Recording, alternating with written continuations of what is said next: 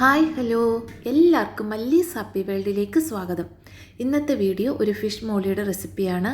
തേങ്ങാപ്പാലൊക്കെ ചേർത്ത് നല്ല കുറുകിയ ചാറോട് കൂടിയ നല്ല ടേസ്റ്റി ആയിട്ടുള്ള ഫിഷ് മോളി എങ്ങനെ തയ്യാറാക്കാമെന്ന് നോക്കാം. ഇതിനായിട്ട് ഞാനിവിടെ 10 പീസ് നെയ്മീനാണ് എടുത്തിരിക്കുന്നത്. വിനാഗിരിയൊക്കെ ചേർത്ത് നല്ലപോലെ കഴുകി വൃത്തിയാക്കി എടുത്തിട്ടുണ്ട്. ഇനി ഇതിലോട്ട് ഒരു ചെറിയ മസാലക്കൂട്ട് തയ്യാറാക്കണം. അതിനായിട്ട് 1 ടീസ്പൂൺ ഉപ്പ്, 1 ടീസ്പൂൺ മഞ്ഞൾപ്പൊടി, 1 ടീസ്പൂൺ കുരുമുളക് പൊടി, 1 ടീസ്പൂൺ വിനാഗിരിയാണ് ചേർത്ത് കൊടുക്കുന്നത്. ഇതിന് പകരം നിങ്ങൾക്ക് ലെമൺ ജ്യൂസ് കയ്യിലുണ്ടെങ്കിൽ അത് ചേർത്ത് കൊടുക്കാവുന്നതാണ്. അതാണ് കുറച്ചും കൂടി ഒരു ടേസ്റ്റി ആയിട്ടുണ്ടാവുക. ഇനി വിനാഗിരി കൂടി ചേർത്തിട്ട് നല്ല പോലെ ഒന്ന് മിക്സാക്കി എടുക്കാം. ഇനി ലെമൺ കയ്യിലില്ല എന്നുണ്ടെങ്കിൽ വിനാഗിരി ചേർത്താലും ടേസ്റ്റ് വ്യത്യാസം ഒന്നും ഉണ്ടാകത്തില്ല. ഇനി ഇതൊന്ന് മിക്സ് ചെയ്തെടുക്കാനായിട്ട് ഞാൻ 1 ടേബിൾ സ്പൂൺ വെളിച്ചെണ്ണ കൂടി ചേർത്ത് കൊടുക്കുന്നുണ്ട്. വെളിച്ചെണ്ണ കൂടി ചേർത്തിട്ട് നല്ല പോലെ ഒന്ന് മിക്സാക്കി എടുക്കാം. വെള്ളം ചേർക്കുന്നില്ല മിക്സ് ചെയ്തെടുക്കാനായിട്ട്, വെളിച്ചെണ്ണ ചേർത്താണ് ഒന്ന് മിക്സ് ചെയ്തെടുത്തിരിക്കുന്നത്. ഇനി ഇത് ഓരോ പീസ് മീനിലോട്ട് നമുക്ക് ഈ മസാല ഒന്ന് നല്ലപോലെ പിടിപ്പിച്ചെടുക്കാം. ഒത്തിരി അങ്ങ് മസാല തേച്ച് എടുക്കണ്ട, അപ്പം നമ്മുടെ ഫിഷ് മോളിയുടെ ടേസ്റ്റൊക്കെ മാറിപ്പോയി ഒത്തിരി അങ്ങ് മസാലയുടെ ടേസ്റ്റായി പോകും. ഇതുപോലെ ലൈറ്റായിട്ട് മസാലക്കൂട്ട് എല്ലാ ഭാഗത്തും ഒന്നാകാൻ പാകത്തിന് ഒന്ന് തേച്ചെടുക്കാം. ആ മീനിലൊരു നനവുള്ളത് കൊണ്ട് നമ്മൾ എക്സ്ട്രാ വെള്ളം ആഡ് ചെയ്യാതെ ഇതുപോലൊന്ന് തേച്ച് കൊടുത്താൽ മതിയാകും. ഇപ്പോൾ ദാ നല്ല പോലെ ഞാൻ ആ മസാല എല്ലായിടത്തും ഒന്ന് ആകാൻ പാകത്തിന് ഒന്ന് തേച്ചെടുത്തിട്ടുണ്ട്. ഇതുപോലെ മീൻ എല്ലായിടത്തും ഒന്ന് മസാലക്കൂട്ട് പിടിപ്പിച്ച് ഒരു 1-2 മണിക്കൂർ സമയം ഒന്ന് റെസ്റ്റ് ചെയ്യാനായിട്ട് മാറ്റി വെക്കാം. ഒരു അരമണിക്കൂർ സമയം ഒന്ന് ഫ്രിഡ്ജിലോട്ട് മാറ്റി വെച്ചാലും മതിയാകും. ഇനി നമുക്ക് ഈ മീനൊന്ന് ഫ്രൈ ചെയ്തെടുക്കണം. അതിനായിട്ട് വെളിച്ചെണ്ണയിലാണ് ഫ്രൈ ചെയ്തെടുക്കുന്നത്. അതാണ് കൂടുതൽ ടേസ്റ്റ് കിട്ടുക.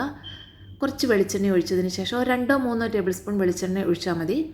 വെളിച്ചെണ്ണ ഒന്ന് ചൂടായി വരുമ്പോൾ നമുക്ക് മീൻ കഷ്ണങ്ങൾ ഓരോന്നായിട്ട് ഇട്ട് കൊടുക്കാം. ഞാനിപ്പോൾ മുഴുവൻ പീസും ഇട്ട് കൊടുത്തിട്ടുണ്ട്. ഇനി ഇതൊരു ലോ ടു മീഡിയം ഫ്ലെയിമിൽ വെച്ചിട്ട് ഒരു 3 മിനിറ്റ് സമയം 3-4 മിനിറ്റ് സമയം ഒന്ന് ഫ്രൈ ചെയ്തെടുത്താൽ മതി. ഓരോ സൈഡും ഒരു 3-4 മിനിറ്റ് വീതം വെച്ച് ഒന്ന് ഫ്രൈ ചെയ്തെടുക്കണം. നമ്മൾ മീൻ പൊരിച്ചെടുക്കുന്ന പോലെ അത്ര അങ്ങ് ഡ്രൈ ആയിട്ട് ഫ്രൈ ചെയ്തെടുക്കരുത്. ഒന്ന് ഫ്രൈ ആയി കിട്ടിയാൽ മതിയാകും. ഒത്തിരി അങ്ങ് മുരിഞ്ഞ് ഫ്രൈ ആയി പോയാൽ കറിയുടെ ടേസ്റ്റ് മാറിപ്പോകും. ഒന്ന് ലൈറ്റായിട്ട് ഫ്രൈ ആക്കി എടുത്താൽ മതി.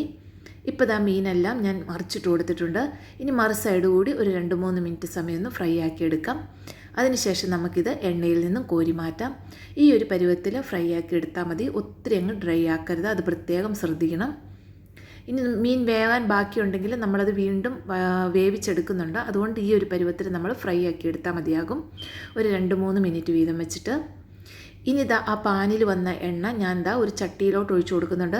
നിങ്ങൾക്ക് ആ പാനിൽ തന്നെ കറി ഉണ്ടാക്കാവുന്നതാണ്. ഇനി അങ്ങനെ പാനിൽ ഉണ്ടാക്കേണ്ട, ചട്ടിയിലാണ് ഉണ്ടാക്കുന്നതെങ്കിൽ ആ മീൻ വറുത്ത എണ്ണയിൽ തന്നെ കറി ഉണ്ടാക്കുന്നതാണ് കൂടുതൽ ടേസ്റ്റ്.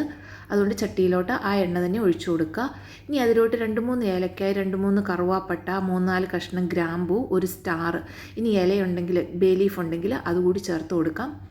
അതൊന്ന് ചൂടായി വരുമ്പോൾ 1 ടേബിൾ സ്പൂൺ ഇഞ്ചി, ഒരു ചെറിയ കഷ്ണം ഇഞ്ചി നീളത്തിൽ കനം കുറഞ്ഞരിഞ്ഞതും, 3-4 വെളുത്തുള്ളി ചെറുതായിട്ട് നീളത്തിൽ കനം കുറഞ്ഞരിഞ്ഞതും ചേർത്ത് കൊടുക്കാം.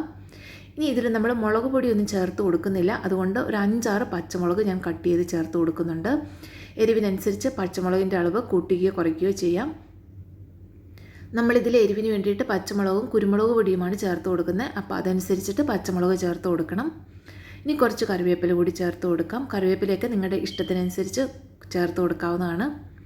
കറിവേപ്പില കൂടി ചേർത്ത ഇഞ്ചിയും വെളുത്തുള്ളിയും പച്ചമണം ഒന്ന് മാറുന്നിടം വരെ ഒന്ന് വഴറ്റിയെടുക്കാം. ഇനി ഇതിലോട്ട് ഒരു ചെറിയ സവോള, ഒരു മീഡിയം സൈസിലുള്ള സവോള ഇതുപോലൊന്ന് കനം കുറഞ്ഞരിഞ്ഞത് ചേർത്ത് കൊടുക്കാം. സവോള കൂടി ചേർത്ത് ഒന്ന് വഴറ്റിയെടുക്കാം. ഇതൊന്നും ബ്രൗൺ കളർ ആകേണ്ട ആവശ്യമൊന്നുമില്ല. അതിൻ്റെ ആ പച്ചമണം എല്ലാം ഒന്ന് മാറി ഒന്ന് സോഫ്റ്റായി കിട്ടിയാൽ മതിയാകും. ചട്ടിയൊക്കെ നല്ല ചൂടുള്ളത് കൊണ്ട് പെട്ടെന്ന് തന്നെ ഇതെല്ലാം ഒന്ന് വഴന്നു വരുന്നതാണ്. ഇനി സവോളയും കൂടി നല്ലപോലെ ഒന്ന് വഴറ്റിയെടുക്കാം. ഒന്ന് പച്ചമണം മാറി സവോളയൊന്ന് സോഫ്റ്റായി കിട്ടിയാൽ മതി. ഇപ്പോൾ ആ സവോളയും നല്ലപോലെ ഒന്ന് പച്ചമണമൊക്കെ മാറി ഒന്ന് സോഫ്റ്റായി വന്നിട്ടുണ്ട്. ഒത്തിരി അങ്ങ് ബ്രൗൺ കളറായി കരിഞ്ഞു പോകുന്നിടം വരെ വഴറ്റിയെടുക്കരുത്. ഇനി ഇതിലോട്ട് ഞാൻ കുറച്ച് തക്കാളി ചേർത്ത് കൊടുക്കുന്നുണ്ട്. അതൊന്ന് റൗണ്ട് ഷേപ്പിൽ കട്ട് ചെയ്താണ്, വട്ടത്തിൽ കട്ട് ചെയ്താണ് ചേർത്ത് കൊടുക്കുന്നത്. ഇനി ഇങ്ങനെ തന്നെ കട്ട് ചെയ്ത് കൊടുക്കണമെന്നില്ല, ഏത് ഷേപ്പിൽ വേണമെങ്കിലും കട്ട് ചെയ്തെടുക്കാം. തക്കാളി നമ്മൾ വഴറ്റിയെടുക്കുന്നില്ല. അതൊന്ന് ആ റോ ടേസ്റ്റ്, ആ ഒരു പച്ചച്ചവയൊന്ന് മാറുന്നിടം വരെ ഒന്ന് വഴറ്റുന്നേ ഉള്ളൂ. ഒരു 2 മിനിറ്റ് സമയം ഇതുപോലൊന്ന് ഇളക്കി മിക്സ് ചെയ്ത് കൊടുത്താൽ മതി. ഇപ്പോൾ തക്കാളിയും ചേർത്ത് ഒന്ന് വഴറ്റിയെടുത്തിട്ടുണ്ട്. ഈ ഒരു പരുവത്തിൽ നമുക്കൊന്ന് വഴറ്റിയെടുക്കാം. ഇനി നമുക്കിതിലോട്ട് കുറച്ച് പൊടികൾ കൂടി ചേർത്ത് കൊടുക്കണം. ഒരു 1/2 ടീസ്പൂൺ കുരുമുളക് പൊടി ചേർത്ത് കൊടുക്കുന്നുണ്ട്. ഒരു 1/4 ടീസ്പൂൺ മഞ്ഞൾപ്പൊടി ചേർത്ത് കൊടുക്കുന്നുണ്ട്. 1 ടീസ്പൂൺ, ഒരു 1/4 ടീസ്പൂണേ ഉള്ളൂ, അത്രയും മല്ലിപ്പൊടി കൂടി ചേർത്ത് കൊടുത്തിട്ടുണ്ട്. അധികം മല്ലിപ്പൊടിയൊന്നും ചേർത്ത് കൊടുക്കണ്ട. ഒരു 1/2 ടീസ്പൂൺ തൊട്ട് 1/4 ടീസ്പൂൺ വരെ ചേർത്ത് കൊടുത്താൽ മതി. അതും കൂടി ചേർത്തിട്ട് നല്ലപോലെ ഒന്ന് വഴറ്റിയെടുക്കാം. ഇനി ഇതിലോട്ട് 2 കപ്പ് തേങ്ങാപ്പാൽ, രണ്ടാം പാൽ തേങ്ങാപ്പാലാണ് ചേർത്ത് കൊടുക്കുന്നത്. 2 കപ്പ് രണ്ടാം പാൽ ചേർത്ത് കൊടുക്കുന്നുണ്ട്. ഇനി രണ്ടാം പാൽ തേങ്ങാപ്പാൽ കൂടി ചേർത്തിട്ട് നല്ലപോലെ ഒന്ന് ഇളക്കി മിക്സ് ചെയ്തെടുക്കാം. ഇനി ഇത് നല്ലപോലെ ഒന്ന് തിളപ്പിച്ചെടുക്കണം. നിങ്ങളുടെ അടുത്ത് കറുവാപ്പട്ട, ഗ്രാമ്പൂ, ഏലക്ക അങ്ങനെയുള്ള ഒന്നും ഇല്ലാന്നുണ്ടെങ്കിൽ പൊടികൾ ചേർക്കുന്ന സമയത്ത് ഒരു 1/2 ടീസ്പൂൺ ഗരം മസാലപ്പൊടി ചേർത്ത് കൊടുത്താലും മതി. ഇനി ഇതുപോലെ നല്ലപോലെ തേങ്ങാപ്പാലൊന്ന് തിളച്ച് വരുമ്പോൾ നമ്മളിതിലോട്ട് നമ്മൾ വറുത്ത് വെച്ചിരിക്കുന്ന മീൻ കഷ്ണങ്ങൾ ചേർത്ത് കൊടുക്കാം. അപ്പോൾ ഇതാ നല്ലപോലെ അതൊന്ന് തിളച്ച് വന്നിട്ടുണ്ട്. ഇനി ഇതിലോട്ട് മീൻ കഷ്ണങ്ങളും കൂടി ചേർത്ത് കൊടുക്കണം. ഓരോരോ പീസായിട്ട് നമുക്ക് ഇട്ട് കൊടുക്കാം. ഇനി ഈ തേങ്ങാപ്പാലിൽ കിടന്ന് ഈ മീൻ കഷ്ണങ്ങൾ ഒരു 5-10 മിനിറ്റ് കൂടി ഒന്ന് വെന്ത് വരണം.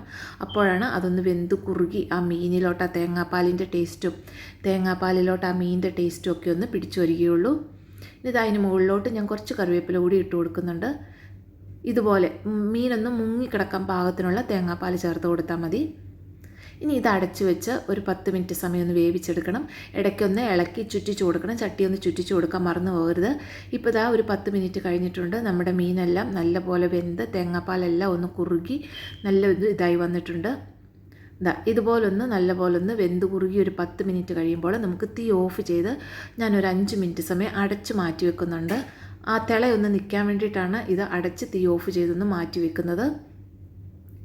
ഒരു 5 മിനിറ്റ് സമയം ഞാൻ അടച്ച് തിളയൊന്ന് പോകാനായിട്ട് മാറ്റി വെച്ചിട്ടുണ്ട്. എന്നിട്ടും ചെറുതായിട്ടൊന്ന് തിളയ്ക്കുന്നുണ്ട്. ആ ചട്ടിയുടെ ചൂട് കൊണ്ടാണ്.